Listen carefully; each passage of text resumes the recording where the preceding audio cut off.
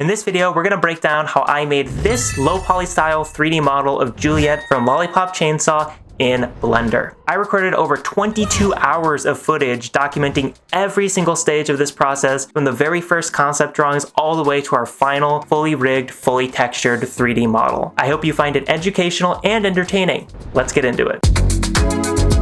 So the way that I start all of my low poly projects is by first gathering references. Now those can be art style references or character references, but in my case here, I already knew that I wanted to make this character in the Mega Man Legends art style. I also wanted to gather a lot of references of Juliet herself, and what you're looking at right now is me setting up Juliet's actual 3D model in Blender so that I can use it as 3D reference as I'm making the model. Now this is not necessary, you don't need to actually go this far usually, but I wanted to make this as accurate as I possibly could, and I thought it'd be fun to just set this up and use this as 3D reference. So I ended up just getting some basic shaders set up so that she looked as accurate to the in-game model as I could make her look.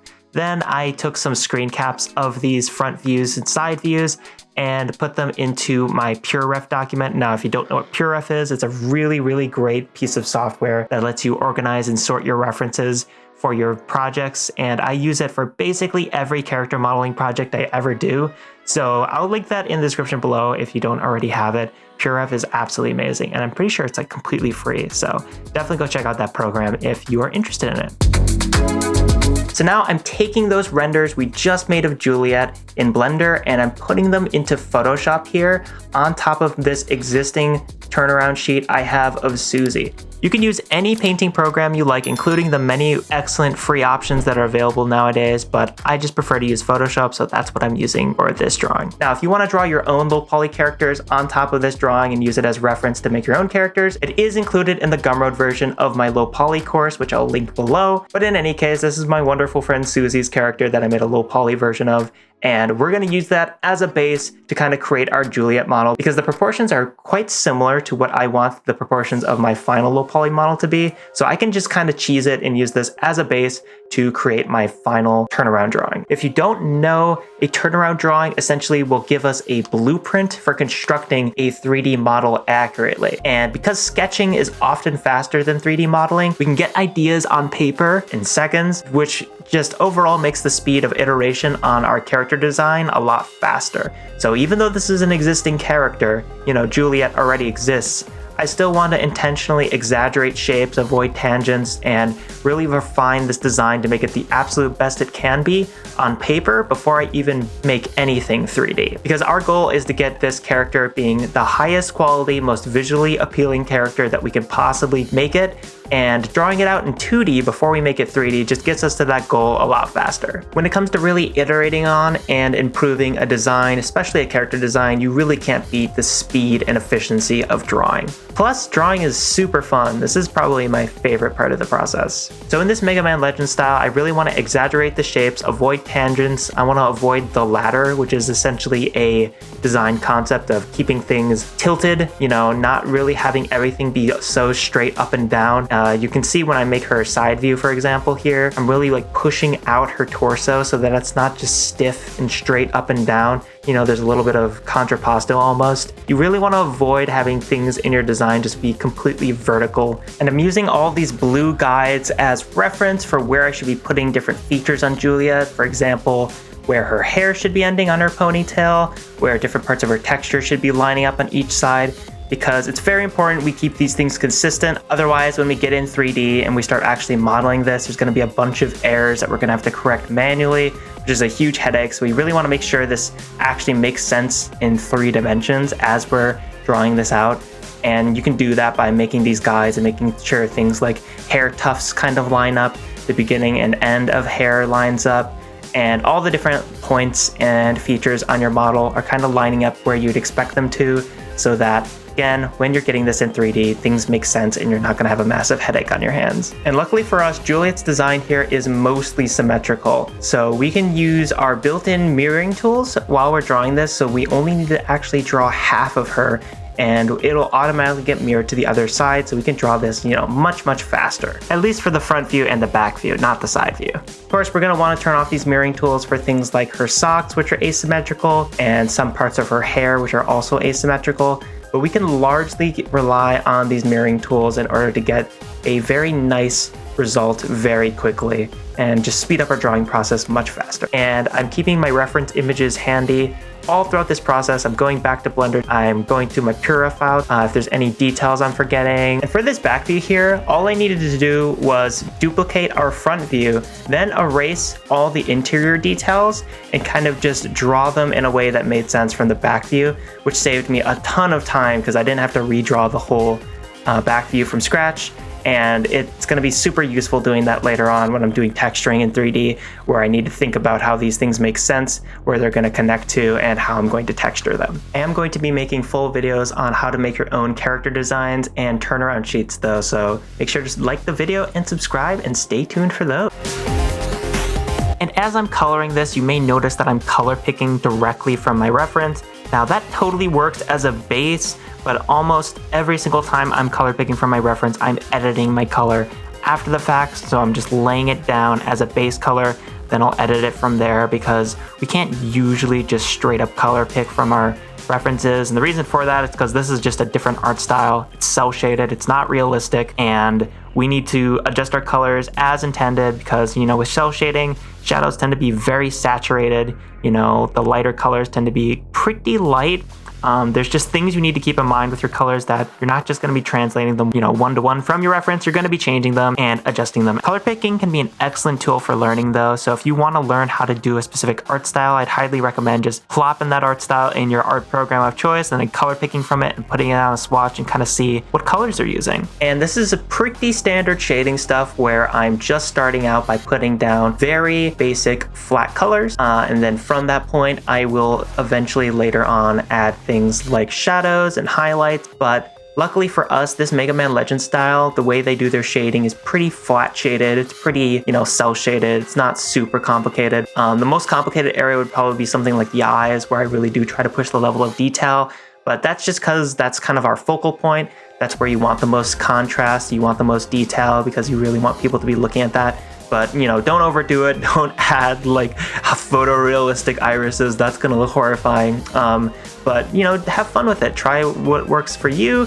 Mess with colors as you see fit, and just have fun with it and try to experiment and see what works for you.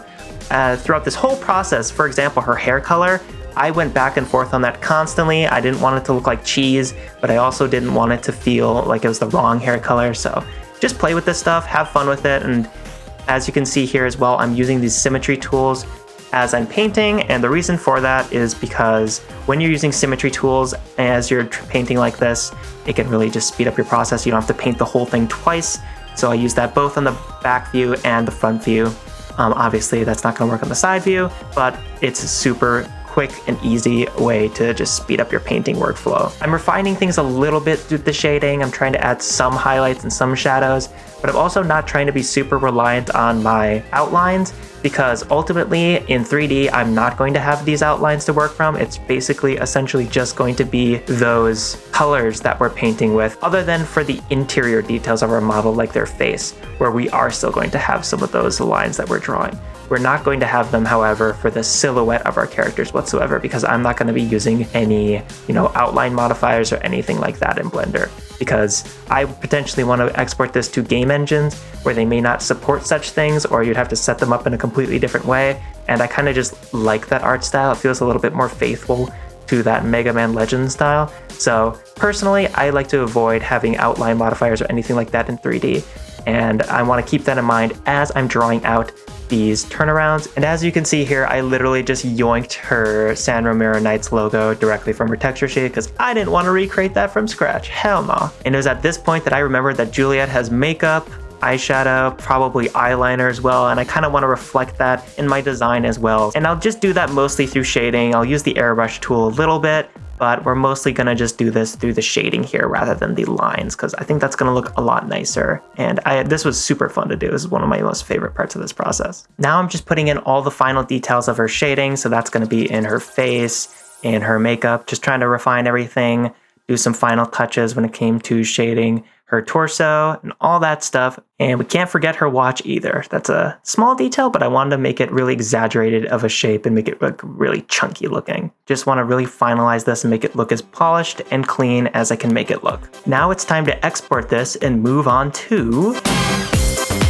So I start out here by spawning in a basic human meta rig, then I import my turnaround drawing with a transparent background and scale it to the size of our basic human meta rig so I can get it basically human scaled in Blender. Then I cut up my image reference kind of in a box shape around my armature so I can use it as reference as I'm spawning in cubes and cylinders and kind of lining things up so that I get a 3D representation as I'm switching between the front view and the side view so I can get a pretty good idea of where I need to be putting all the verts on my cubes and cylinders here. I'm mostly using cubes here and just extruding from them, honestly. I use a cylinder for the legs, but it's all pretty basic modeling stuff. This is actually one of the quickest parts of the process because we put all that time into that turnaround drawing. It's going to go very quickly and quite smoothly. You can actually make 3D models in this art style pretty quickly, but the hair is always going to be pretty frustrating. I did actually end up importing the face model from my Low Poly Lovechan model because I didn't feel like modeling that again, and I knew that the layout of this face was almost identical to what I wanted with Lovechan. So I'm just going to import that and scale it to size to be correctly scaled with our reference here, which by the way, the entire Low Poly Lovechan model and rig is included in the Gumroad version of my Low Poly modeling series. So definitely go click on that in the video description below. There's a bunch of goodies and bonuses in that Gumroad course that really will help you speed up your low poly modeling process. So go check it out if you're interested. Now I'm spawning in a plane and kind of lining it up generally with the shape of her bangs, putting a mirror modifier on it and trying to line that up as closely as I can in order to match my reference image from the front view and the side view. Then I'm spawning in a cube and trying to shape it into the general cranium shape of her head. I'm gonna be honest with y'all, I really struggled with this. I tried to line up the bangs and then kind of just model the head from there, but trying to figure out how that would all connect together and get the shapes all correct was just really difficult for me. I did not have a good time. So once again, I actually did just end up importing Lovechan's hair from the Gumroad version of the series and just editing it from there, which was so much easier and so much faster. So I'm not lying to you when I say this stuff can speed up your workflow. I use it in my own work all the time. So if you're interested in that Gumroad course, click that link in the description today and check it out. So now I'm moving on to modeling her twin tails and hair accessories, which was super fun. It's a very chunky shape, and I ended up just using basically triangles alongside her hair that kind of extrude from the hair because I want to keep this really low poly, right? But I also wanted to capture that basic silhouette I was going for. So I basically just kind of box modeled her twin tails here and using the mirror modifier so it gets mirrored to the other side automatically, so only have to model half of this. Then I started adding triangles on top of that to kind of add that chunky stylized shape that I'd put into my turnaround drawings.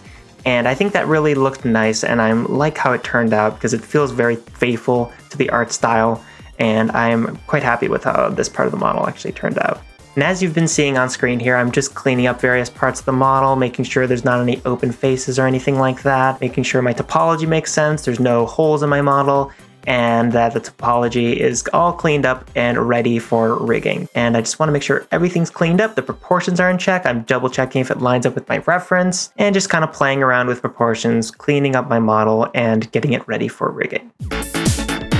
My texture map ended up being 1024 by 1024 pixels this time around, and all I'm doing here is chopping up bits and pieces from the turnaround drawings I made earlier and putting them in my texture map, and I'm essentially just selecting faces here, doing the project from view option in the UV unwrap menu, and I'm just doing that over and over and over again, moving my UVs, aligning my UVs, going back to Photoshop, painting more, etc, over and over. And I'm painting flat colors around all these different parts of my UV map in order to avoid bleeding when I'm actually laying out my UVs in Blender. And this specific part of the process where we're texturing and UV unwrapping our model is actually the most time-consuming part of this entire process by far. So you really do need to be patient and persistent with this, but it's totally worth it in the end when you see your final model fully textured in 3D. I'm re-exporting and overwriting my texture image over and over again, and constantly trying to refine it, refreshing the image in Blender, and going back and forth, iterating on this over and over again. And as you can see just by looking at this, I'm constantly switching between Blender and Photoshop from painting to applying UVs, painting to applying UVs. And having strong drawing skills is really going to help you when you're actually painting your UV maps. That brings me to today's sponsor, Skillshare. I've been wanting to get better at the fundamentals of drawing this fall, and with the classes and learning paths on Skillshare, it has been really easy to get started and learn. If you don't already know, Skillshare is the largest online learning community for creatives and has thousands of classes led by industry experts in illustration, film, design, and more. Skillshare can help you grow and take your career, hobbies, or passions to the next level. There are lots of classes on Skillshare, from designing a 3D video game in Unreal Engine to becoming a freelance illustrator, or even learning Photoshop by a certified Adobe instructor. However, as a 3D artist, I'm always looking to improve my drawing skills because I know that as I improve my drawing abilities, my character designs, textures, and 3D models improve right alongside them. That's because learning how to draw makes you observe the world around you in terms of shapes and value, which are extremely useful concepts to master if you want to create high-quality character designs. That's why I've been taking Mimi Chow's comprehensive introduction to drawing fundamentals and style class on Skillshare. I really like how Skillshare has a learn-by-doing approach to teaching, where members can create and share the project they made through their class after completing it and get feedback from the community. Plus, Skillshare's new Learning Paths feature makes it easy to become an expert on a skill from the ground up because learning paths are curated sequential class collections to master a specific skill or competency. The first 500 people to use my link in the description of this video below will receive a 1-month free trial of Skillshare, so make sure to click that link below to get started today. My rigging tutorial covers this process in great detail, but essentially what I'm doing here is spawning in a basic human meta rig, then I'm aligning this meta rig with our 3D model, generating our Rigify rig from that meta rig, then I'm binding our model to our generated rig. And from there, I'm testing our rig in pose mode, and I'm editing and regenerating our meta rig if at all needed, if I ever need to make any edits or changes to it. But it's a very fast process, and after that's done, I'll start rigging things like her hair, all of her additional accessories. I also rigged up her skirt, etc. Just any other accessories that you want to move on your character, just make sure that you add bones to them. I made new bone collections for both the hair and the skirt, then I just spawned in bones for them, assigned them to those collections, and colored them appropriately, just for fun. And I made sure that the parent for all of those bones was either the hips for the skirt bones or the head for all of those hair bones. I also have a tutorial that covers this process of creating facial expressions and a face rig in great detail. However, the short version is that I create a face material, and this is a brand new texture sheet that's also 1024 by 1024. Then I assign this face texture to our 3D model, and I set up the face material for animation in the shader editor. After that, I add a face control bone to the rig, I set up drivers in the shader editor, I add bone constraints, and then I separate the mouth and eye controls, and from there you can animate the eyes and mouth separately in Blender. But the most time-consuming part of this by far is definitely going to be making those facial expressions in Photoshop. That takes a long time, lots of duplicating, lots of cleaning up things so that you can make new facial expressions, either with the eyes or the eyebrows and the mouth, looking at mouth lip sync shapes. Just things of that nature can be very time-consuming, but this is another very fun part of the process. Now, I did not actually make this chainsaw model. That was actually made by my good friend Fancy, and I'll let him explain how he made that 3D model. Hello, I'm the Fancy Evil. I made a chainsaw so that Crash didn't have to. So to start off, you're going to want to bring in a reference. Now, since we need this to be as low poly as possible, we're going to have to think of all the shapes that actually make up the chainsaw. Like with this helpful infographic I made earlier. Let's start by doing the main body. Add a cube, bevel 3 sides equally, and make one side more beveled than the rest. Add another cube, thin it down, then extrude it out until you start making a blade shape. Add a plane, and stretch it out to roughly where the chain will be. Add a cube and use this to hold everything together. For the top thingy, you're going to want to add a cube, turn it into a trapezium, duplicate it, stretch it out, turn that one into a parallelogram. Adjust the inner cube, add another cube, start making the handle. Use the shear tool for a perfect bend until you get the shape you want. With the handle done, you're going to want to add one last cube in order to make the grip. Now this part's going to be a little bit finicky, but to make the handle I extruded a single vertice and followed it up the shape of the handle to use it as a guide. Then add a cylinder, change the vertices to 6, move it to the side and duplicate another one onto the other side. Use the shear tool and extrude to follow the shape of the guide, and make the two cylinders meet and connect them together by using bridge edge loops. Do some final adjustments to the handle and look for any end-gons. The main body should have 2 of them, so connect 2 sets of vertices by using J or the knife tool either horizontally or diagonally until they become 3 quads on either sides. And that's that for the modelling part. Here's a more refined one that I made earlier. It's beautiful, isn't it? Well, as beautiful as an untextured low poly chainsaw can be, I guess. Give it a UV unwrap like I've done on here, and that's it from me. Now back to Crash for the texturing. Thanks, Fancy. Make sure to check out his Twitter, which is linked below if you want to see all his super cool 3D arts. Anyway, the UVs were already unwrapped, so I just went straight into texturing, using her original Chainsaw 3D model imported into Blender as reference, and transparency on this chainsaw texture was difficult to pull off because I needed to use a specular BSDF node with a color ramp, and even then it still got lighting information received for some reason. It was a real big headache. I don't know why it's so hard to have like an emissive surface in modern Blender with transparency, but there you go. I figured out some way to do it. It's not perfect, but it worked well enough for what it is, and I also tried to make the chainsaw texture itself have a speed line variations that were simulating kind of like anime style smears on the chainsaw, which is pretty fun, but yeah, nothing too complicated with the chainsaw. So Nick was simply a remodel and retexture of Juliet, which saved me a lot of time because I did not need to create all the textures, shaders, and geometry from scratch. I used the same process as Juliet when it came time to create his textures. I even used Juliet's face texture plus shader node setup for swapping textures as a base here. But yeah, it was a ton of fun to make Nick. I think my favorite part was making that base that his head is kind of locked into and trying to make that feel metallic and adding highlights and shadow to that, plus modeling the tie and rigging the tie. That was a ton of fun. I also needed to end up going in-game because I did not have Nick's 3D model as reference, which is kind of how I ended up on the look for his little, I don't know what to call that, the strap that he has on the back of his head that connects him to Juliet's hip, presumably at like a belt that's not actually there. It's kind of weird, but his head isn't just floating in place. There's like an actual strap that like keeps him tied to Juliet's hips. So that was very fun to model, and it was fun to like have an excuse to go in game and look for references. So that's kind of how Nick was made. And at this point of the process, we're officially done with our 3D models. Now we want to pose and refine our Juliet model in any way that we can in order that we can make a turntable animation and some promo renders with her. This is the last step of the process. It's really important that we get this very social media friendly. We want something that's going to get you to stop scrolling, pay attention.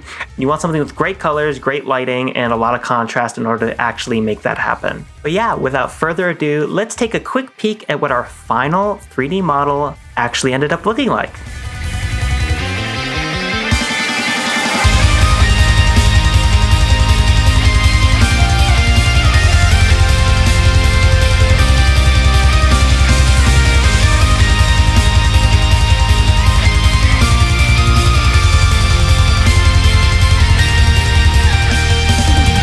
Make sure to check out my full character modeling playlist on YouTube if you want a breakdown of how to make your own characters in this style using Blender. And if you want to jumpstart your journey into making low poly characters, make sure to check out the Gumroad version of that series because it has a bunch of bonuses that are greatly going to speed up your character creation process. Thanks for watching, and I'll see you in the next video.